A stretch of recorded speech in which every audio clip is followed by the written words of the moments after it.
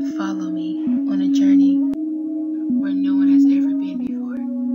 Listen to Why TheCaliEffect. the fuck would you guys want these cards, to be unbanned? Like, they're on the ban list for a reason for the most part. A lot of players want these cards to be banned because for their own bias agenda or because it helps them make profit. Today I'm going to be discussing the top 5 cards that people want banned and why they should stay banned. First and foremost, we're going to start with Heavy Storm. Now, Heavy Storm is a very interesting card. It's a spell card that debuted in Metal Raiders, I believe, and its effect reads, destroy all spell and trap cards on the field. Very simple, very good. Now, there's a reason why this card is banned, and there's the reason why I say this card is really good. It has one line of text. Typically, when you get a card that has one line of text, I say this over and over again, the card is either really, really, really good right now, or will be very good in the future. It has never failed to come into that. The first thing is that there was a point in time where Heavy Storm was a necessary evil. There was years and years and years where Heavy Storm was very necessary because, you know, Compulse was at 3, Bottomless was at 3 or 2. Most of the cards that you guys see on the list in some way, shape, or form were at a bigger quantity than what they are now. And they were being able to be abused and completely rendering your opponent unable to play Yu-Gi-Oh! Because of these type of cards. The one format that Heavy Storm was banned and these cards weren't taken care of, decks like Gravekeepers ran the format. Do you really want Gravekeepers to run the format? I completely understand, Yu-Gi-Oh! Players. You guys don't want to lose to a deck that only relies on just back row. But the game has definitely evolved past this. Not only are these cards hit on the list in some way, shape, or form, D-Prison, well, no, D-Prison's off the list now, but still, that's for a totally different situation. That's back to the evolving part. Bottomless, Solemn, Compulsed, and a plethora of other great trap cards are limited to the list, essentially not necessarily needing Heavy Storm. Players, we don't necessarily need Heavy Storm. We don't need a broken card to get rid of broken cards. We need to just hit the broken cards in the first place, like Bottomless, Solemn, and Compulse, and a plethora of other problematic cards that Heavy Storm would have taken care of. Now, there's so many other options that aren't as broken as Heavy Storm. For example, Wiretap, an extremely good card, very balanced. Trap Stun, just another one of those good balanced cards that don't necessarily give your opponent the plus 500 of Heavy Storm, but still take care of the job. Now, I know you guys are saying, the Heavy Storm there is broken. If they activate Heavy Storm and hit one of their back row, then when we break even? Not necessarily. Because Heavy Storm is a spell card and you're activating it on your turn, you're wiping your opponent's opposition. You're wiping the only way for your opponent to stop you from making your plays. Now, granted, there are cards like Effect Veiler and Max C, but Effect Veilers and Max C really don't do much compared to a genuine trap card. Heavy Storm is an extremely powerful trap card that deserves to be banned. When it is off the list, it deaders people from playing back row. That's a problem.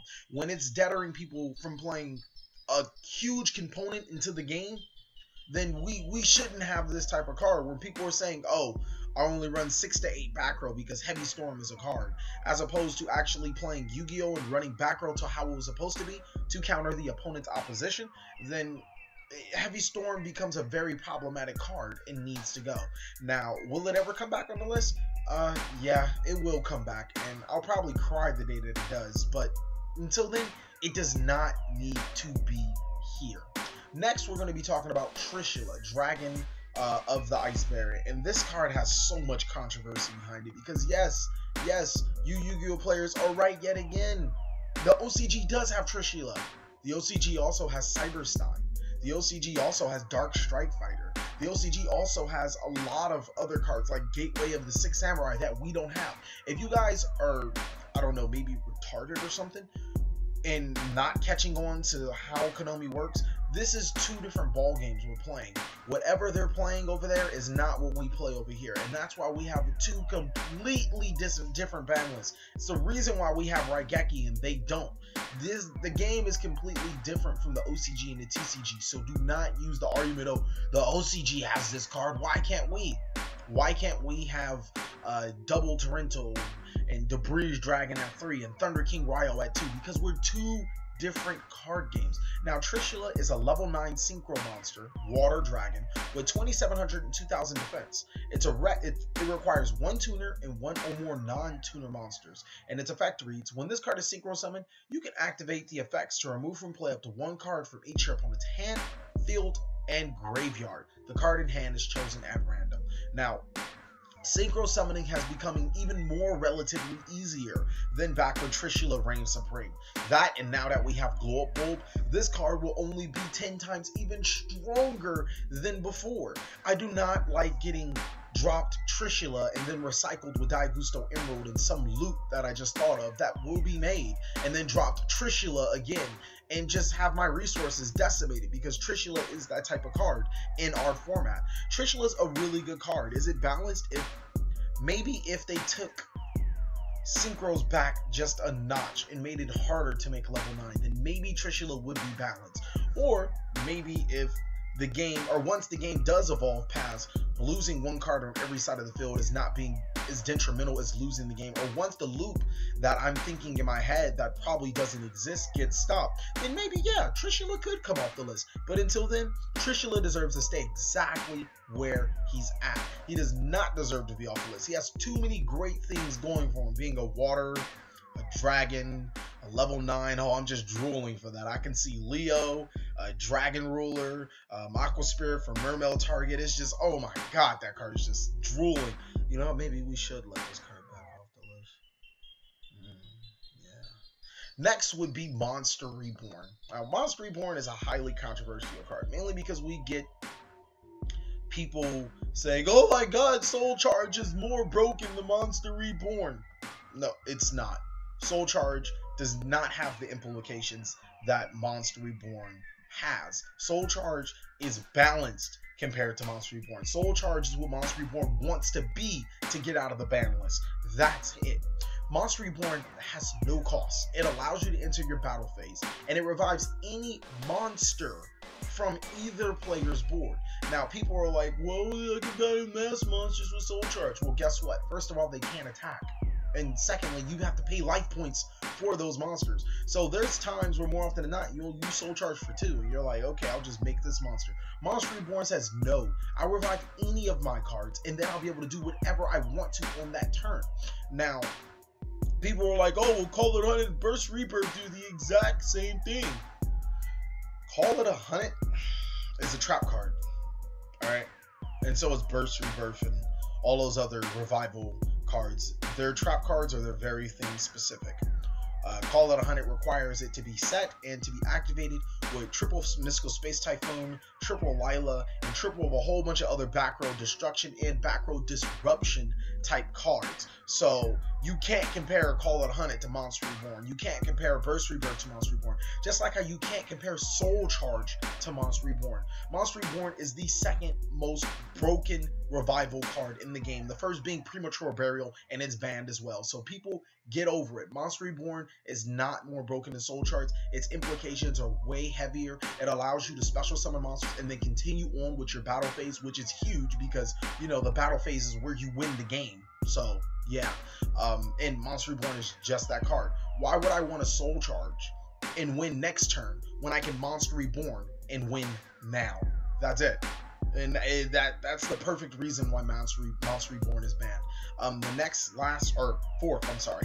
Last will probably wreck you guys' brains, would be the Dragon Rulers. Now, the Dragon Rulers necessarily haven't been talking about, oh, let's take them off the list. People want to ban these cards. Like, they're like, oh, ban all 4 Dragon Rulers, bring the babies back. And I'll give you guys credit, it has died down since Dragon Rulers have practically fallen off the map.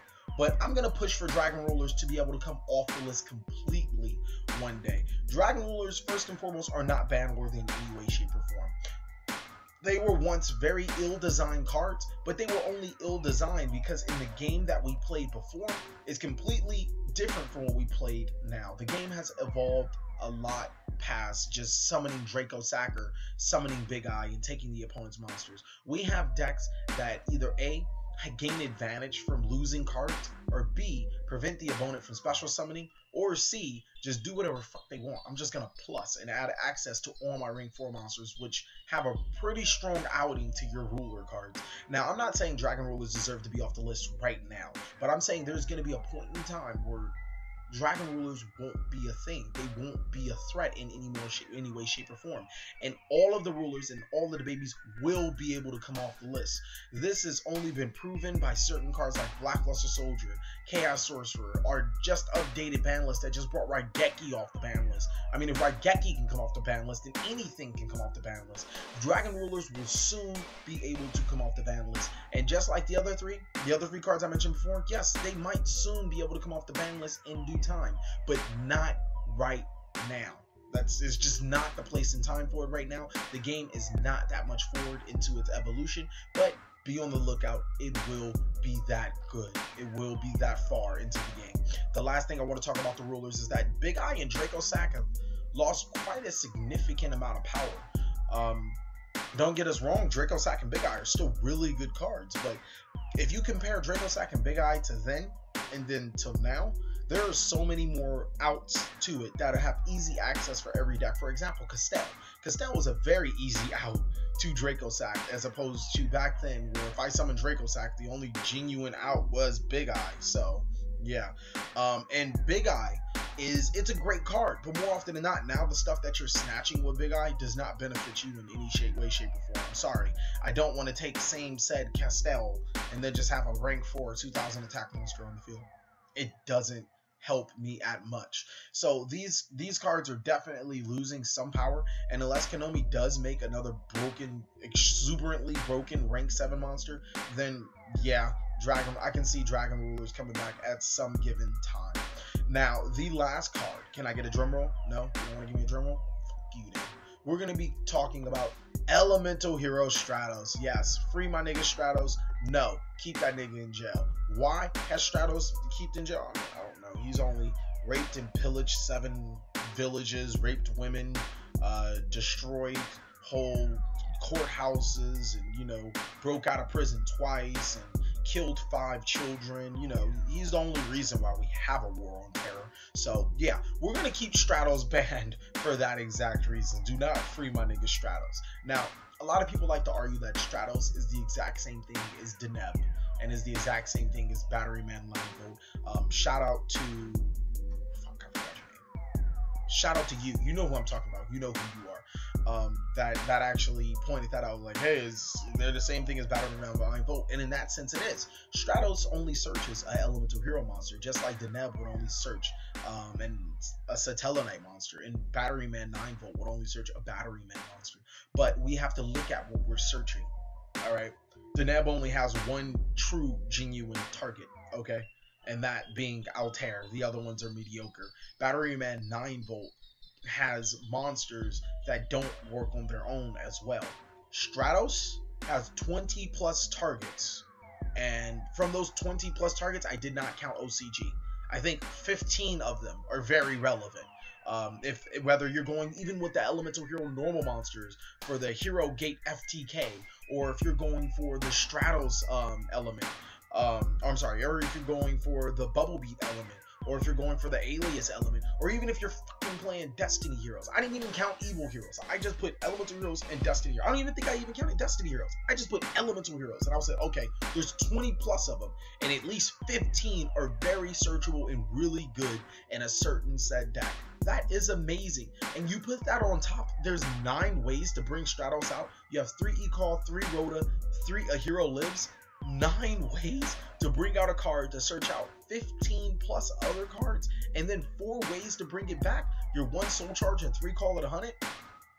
This card is really, really, really broken, and it's a very versatile engine. Heroes don't have to be just heroes. They were used in non-hero decks, which were extremely good, such as Teledad, Diva Hero, Dragon Rulers themselves, and even Heretic. Like, heroes can be splashed in just about any engine, unlike Satellarknights, which are best in Satellanites and Batterymen, which are best in Batterymen. Stratos can go almost anywhere where it roams. He creates a lot of OTKs and speeds up a lot of decks. There's a huge difference between an 1800 beater that searches hero cards than a 1500 attack monster that genuinely has one search card right now. And that is a huge reason why Stratos should stay on the list. That and, you know, him being or it being a very prominent back row format where in a hero deck you can run 6 to 8 monsters, 25 back row, and 15 or whatever the rest is spells, those being e-calls and rota, and it'll be extremely hard to deal with cards like broken cards like Heavy Storm. And so, like I said, instead of breaking cards like Heavy Storm, you hit the cards that are essentially broken. Stratos. You hit Stratos, you don't have that essential monster that brings you another monster that's a Miracle Fusion target that synchros for Shining to add you back Stratos to bring another monster. Like, you don't have that continuous loop that Stratos brings to the table. And that is why Stratos is banned. He's exuberantly broken. He goes in almost any deck other than himself. He creates a lot of OTKs. There's 9 ways to search him out. 9. And I'm only accounting the rotas, the e-calls, and the hero lives. I'm pretty sure there's still your 3 duality, then there's your upstarts if you decide to run them, then it's your recklesses if you decide to get reckless. You're going to open this guy almost every single turn. It doesn't even matter. And then there's so many ways to recurse them. I mean, they're not great, but they're still there. So Stratos is, yeah, that guy. If you guys do not believe that Stratos is still the most broken searcher card in the game, I want you to Google Airblade Turbo.